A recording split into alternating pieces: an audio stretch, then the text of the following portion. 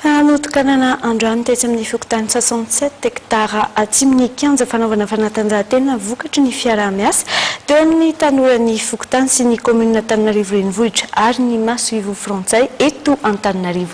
Gislain Very sy Tsira Kotarson no tonga teny an-toerana.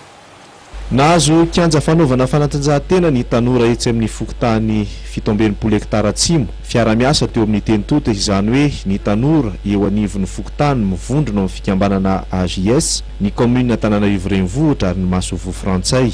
Nandritra ny fandraisam-pitenena nataony ny filohan'ny fokotany Bruno Gaëtan Randrenasolo dia nisaotra ny fandraisana andraikitra ireo tanora eo amin'ny fokotany izay angadina anana sy viana ahitana izao fotodrafitrasa izao ary ihany koa ireo mpiara-miombonatoka.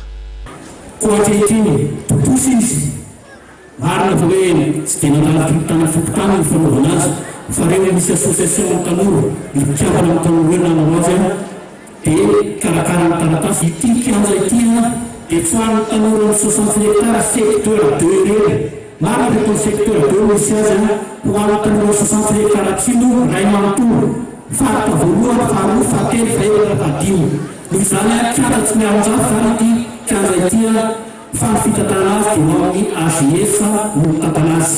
Anatanterahana tanteraka ny sovidrano mipetraka reo ny firaisan-kina sy fahendrena ary fandrosoana io.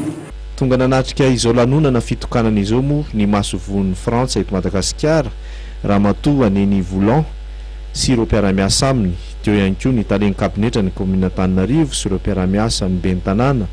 Ira Gasy nafanainy nitarika Rakoto Fra Junior no nanafana ny lanonana.